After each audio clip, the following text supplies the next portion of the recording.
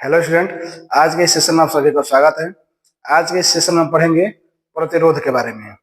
इसके पिछले वाले क्लास में हम लोग ओम के नियम के बारे में पढ़े थे। एक बार आप लोग जाकर उस ओम के नियम को समझ लीजिएगा, अच्छे से पढ़ लीजिएगा, ताकि जो ये प्रतिरोध है वो आपको और अच्छे से समझ में आए। ठीक है, तो कल ओम का नियम पढ़े थे। यदि उस ओम के नियम की बात करें तो ओम के नियम में आपको बताया गया था ओम का नियम। ओम के नियम में क्या बताया गया था आपको कि V इज इक्वल टू क्या होता है, आई आर होता है। यहां से आर का मान निकाला गया था, आर बराबर क्या हो जाएगा, V अपन आई हो जाएगा। और आर को ही हम लोग क्या कहे थे, प्रतिरोध कहे थे। तो यहाँ से प्रतिरोध को परिभाषित करना हो तो हम लोग परिभाषित कर सकते हैं। क्या बता सकते हैं कि किसी भी चालक तार के सिरों पर उत्पन्न विभवांतर और उसमें प्रवाहित धारा का जो अनुपात होता है, उस अनुपात को हम लोग क्या कहते हैं, प्रतिरोध कहते हैं। फिर से एक बार देख लीजिए, क्या बताया जा रहा है कि चालक तार में चालक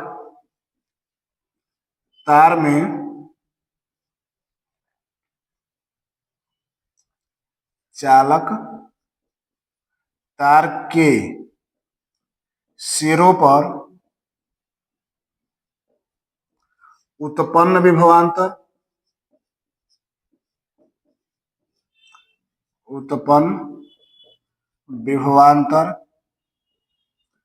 तथा उसमें प्रवाहित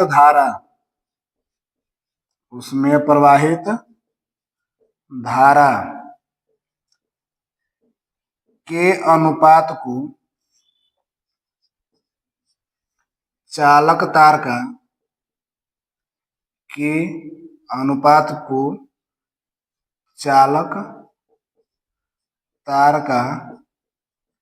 प्रतिरोध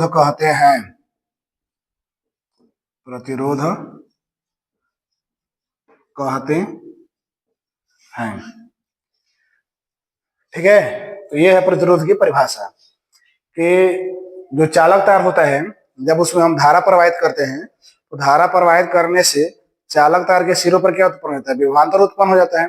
तो उस विभवांतर और जो धारा होता है, इन दोनों का जब अनुपात निकालते हैं तो इन दोनों के अनुपात को ही क्या कहते हैं, उस चालक तार का प्रतिरोध कहते हैं। इसके अलावा आप ऐसे ही बता सकते हैं कि जो चालक तार का प्रतिरोध होता है, अथवा करके हम ऐसे भी देख सकते हैं इसको, प्रतिरोध क्या होता है, तो वह प्रतिरोध चालक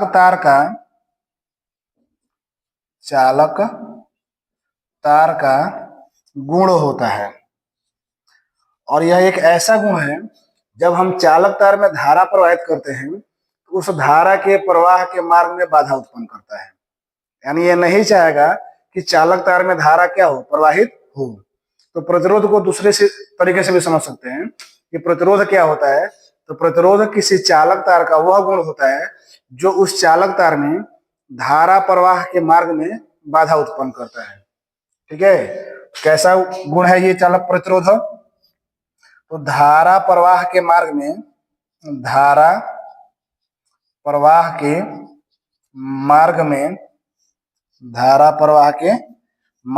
क्या उत्पन्न करता है, बाधा। ठीक है, तो उस गुण को ही हम लोग क्या नाम देते हैं, प्रतिरोध नाम दे देते हैं। तो ये है प्रतिरोध की परिभाषा की आखिर हम प्रतिरोध किसे कहते हैं। तो इसके बाद देख लीजिए, यदि हम प्रतिरोध की बात करें तो बताते हैं कि किसी भी चालक तार के सिरों पर उत्पन्न विभवांतर और उसमें प्रवाहित धारा का जो अनुपात होता है, उसे हम लोग क्या कहते हैं, प्रतिरोध कहते हैं। या दूसरे शब्दों में ये बताया गया कि प्रतिरोध चालक तार का वह गुण होता है जिसके कारण से वह चालक तार धारा के प्रवाह के मार्ग में बाधा उत्पन्न करता है। ठीक है, तो यह है प्रतिरोध। कल इसका मात्रक भी देखा गया था, तो इसका मात्रक क्या होगा, तो मात्रक में आपको बताया गया था कि मात्रक इसका हो जाता है वोल्ट प्रति एम्पियर।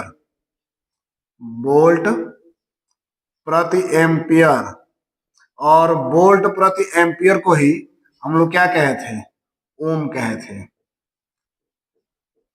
इसको हम लोग पिछले वाले क्लास में पढ़ चुके थे। ठीक, ये है आपका प्रतिरोध। यदि इसके प्रतीक की बात करें, चिन्ह की बात करते हैं कि आखिर इसको हम लोग कैसे दिखाते हैं या इसका प्रतीक क्या होता है, तो इसका प्रतीक ये कुछ इस तरीके से बनाते हैं और ये हमारा आर। तो प्रतिरोध का सिंबल ये होता है, आप इसको ध्यान से देख लीजिएगा। सवाल में जब हम लोग प्रयोग करेंगे तो इसी तरीके से होगा, इसको वहां पर देखा जाएगा। प्रतिरोध की निर्भरता, प्रतिरोध की निर्भरता यानी किसी भी चालक तार का प्रतिरोध किन किन बातों पर निर्भर करता है, वहां पर चेक करते हैं हम लोग कि आखिर वो कौन कौन से तथ्य हैं जिस पर किसी भी चालक तार का प्रतिरोध निर्भर करता है। तो जब हम प्रतिरोध की निर्भरता की बात करते हैं तो पहला बताते हैं कि चालक तार की लंबाई पर, चालक तार की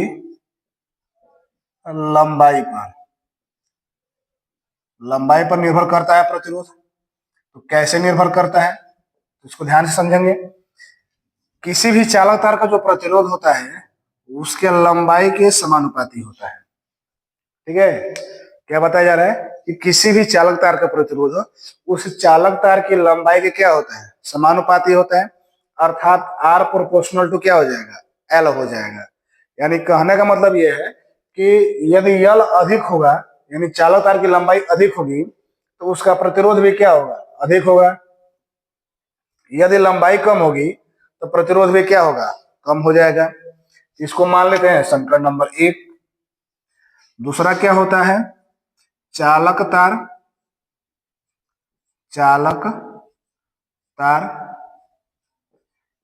के अनुप्रस्थ काट के क्षेत्रफल पर,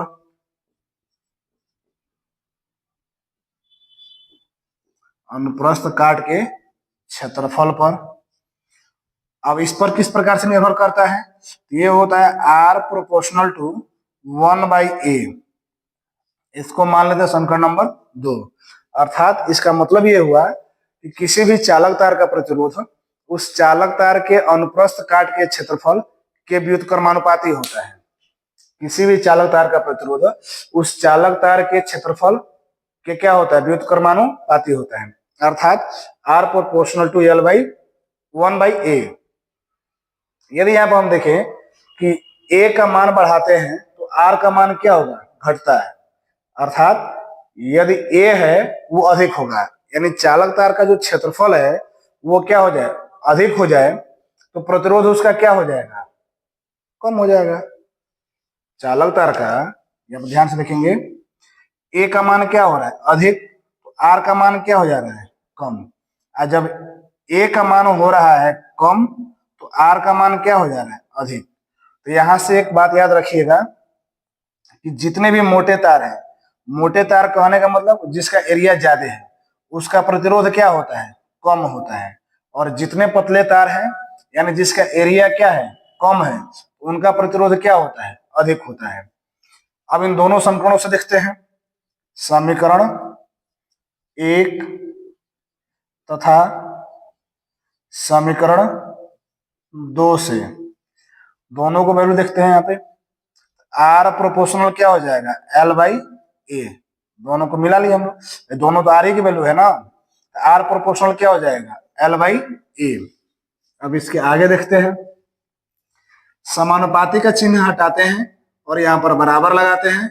और समानुपाती के लिए यहाँ एक सिंबल आता है जिसे कहते हैं रो, और ये हो जाता है एल बाई ए, जहां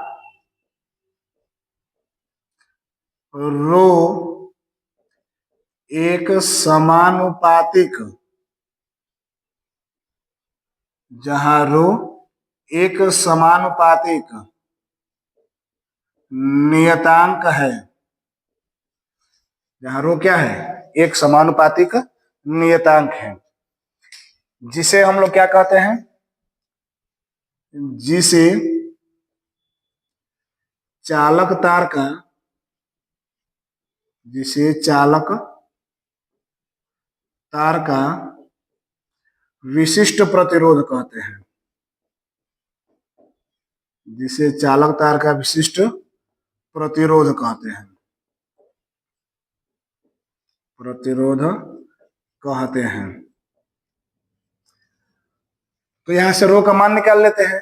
तो रो का मान की बात करेंगे तो इस वाले इक्वेशन को हम पुनः एक बार और लिख देते हैं, यानी R is equal to row into L by A, cross multiplication कर लीजिए, ये हो जाएगा row into L is equal to R into कितना ए। अब यहां से रो का मान निकाल लीजिए, तो रो इज इक्वल टू क्या हो जाएगा आर ए और बाई कितना एल। ठीक है, तो ये है विशिष्ट प्रतिरोध। पुनः इसको एक बार देख लेंगे हम लोग। यदि हम प्रतिरोध की बात करते हैं तो प्रतिरोध में बताते हैं कि किसी भी चालक तार के सिरों पर उत्पन्न विभवांतर और उसमें प्रवाहित धारा का जो अनुपात होता है उसे चालक तार का प्रतिरोध कहते हैं। यदि हम मान लें किसी चालक तार के सिरों का विभवांतर भी है और उसमें प्रवाहित धारा आई है, तो आर बराबर क्या हो जाएगा भी अपान आई हो जाएगा। इसका मात्रक क्या हो जाएगा, इसका मात्रक क्या होता है वोल्ट प्रति एम्पियर होता है, और वोल्ट प्रति एम्पियर को ही क्या कहते हैं ओम कहते हैं, और ये क्या है इसका सिंबल है, प्रतीक है। ठीक, दूसरे शब्दों में हम समझ सकते हैं प्रतिरोध को, तो उसमें ये बताते हैं कि प्रतिरोध चालक तार का वह गुण होता है जो उस चालक तार में विद्युत धारा के प्रवाह के मार्ग में बाधा उत्पन्न करता है। ठीक है, प्रतिरोध क्या होता है, तो प्रतिरोध चालक तार का वह गुण होता है जो उस चालक तार में विद्युत धारा के प्रवाह के मार्ग में बाधा उत्पन्न करता है। तो यहां से देख सकते हैं दोनों परिभाषाएं। फिर हम लोग ये पढ़े कि चालक तार का प्रतिरोध किन किन तथ्यों पर निर्भर करता है, किन किन बातों पर निर्भर करता है, या चालक तार को प्रभावित करने वाले कौन कौन से कारक होते हैं। तो पहला ये देखा जा रहा है कि चालक तार की लंबाई पर, यानी किसी भी चालक तार का प्रतिरोध उसके लंबाई पर निर्भर करता है। किस प्रकार से निर्भर करता है, तो आर प्रोपोर्शनल होता है एल, अर्थात यदि किसी चालक तार की लंबाई एल तथा प्रतिरोध आर हो, तो जो आर होगा वो निर्भर करेगा एल पर, यानी किसी चालक तार का प्रतिरोध उसके लंबाई के समानुपाती होता है। किसी भी चालक तार का प्रतिरोध उसके लंबाई के क्या होता है समानुपाती होता है, अर्थात आर प्रोपोर्शनल टू एल। इसको मान लीजिए समीकरण नंबर 1। दूसरा जो निर्भर कर रहा है वो अनुप्रस्थ काट के क्षेत्रफल पर निर्भर कर रहा है। इसमें किस प्रकार से, तो आर प्रोपोर्शनल 1/a, यानी किसी भी चालक तार का प्रतिरोध उसके अनुप्रस्थ काट के क्षेत्रफल के क्या होता है व्युत्क्रमानुपाती होता है, आर प्रोपोर्शनल टू 1/a। अब दोनों जगह हमारा आर है, तो दोनों समीकरणों से देख लेते हैं, तो आर प्रोपोर्शनल क्या हो जाएगा L/A हो जाएगा। अब यहां से समानुपाती का सिंबल जो चिन्ह है उसको हटाते हैं और क्या लगा लेते हैं बराबर लगा लेते हैं, तो क्या हो जाएगा R is equal to row into L/A हो जाएगा। ठीक है, जहां रो क्या है एक समानुपातिक नियतांक है, और इस रो को हम लोग कहते हैं चालक तार का विशिष्ट प्रतिरोध। यहाँ पर लिखा भी गया है कि जो रो होता है वो रो क्या होता है चालक तार का विशिष्ट प्रतिरोध होता है। अब इस रो का मान निकाल लेते हैं, तो रो का मान क्या निकला RA/L। ठीक है, अब यहां से इसका मात्रक देख लेते हैं कि रो का आखिर मात्रक क्या होगा। तो मात्रक की बात करेंगे तो R का मात्रक इंटू A का मात्रक बटा L का मात्रक। तो R का मात्रक क्या होता है ओम होता है, अभी पढ़ रहे हैं हम लोग। A का मात्रक क्षेत्रफल का मात्रक क्या होता है मीटर स्क्वायर होता है, और L का मात्रक क्या होता है मीटर होता है। तो 1 मीटर से 1 मीटर क्या हो जाएगा कट जाएगा, तो जो मात्रक होगा विशिष्ट प्रतिरोध का वो मात्रक हो जाएगा ओम इंटू मीटर। ठीक है, तो ये है विशिष्ट प्रतिरोध का मात्रक ओम इंटू मीटर। अब विशिष्ट प्रतिरोध के परिभाषा की बात करते हैं। तो जब हम परिभाषा की बात करेंगे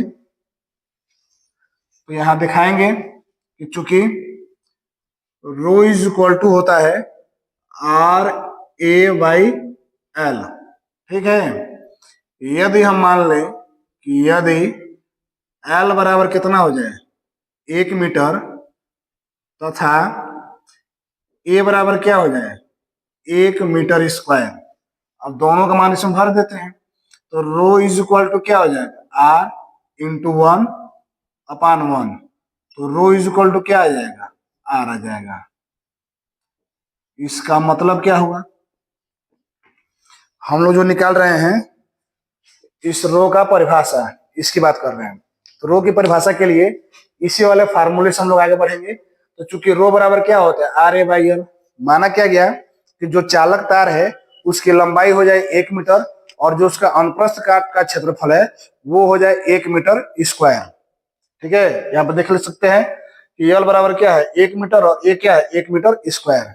यानी एकांक लंबाई तथा एकांक अनुप्रस्थ काट वाले, एकांक लंबाई तथा एकांक अनुप्रस्थ काट वाले क्षेत्रफल का जो प्रतिरोध होता है वही क्या कहलाता है, उस चालक तार का विशिष्ट प्रतिरोध कहलाता है।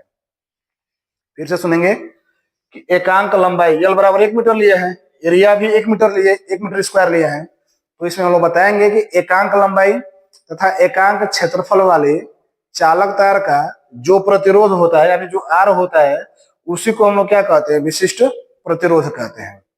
ठीक है, एक बार इसको अच्छे से देख लीजिएगा, समझ लीजिएगा। अगर इसमें कोई आपको दिक्कत लग रहा हो तो एक बार कमेंट जरूर करिएगा। तो आज के इस क्लास में बस इतना ही रहने देते हैं, फिर हम लोग मिलते हैं अगले क्लास में।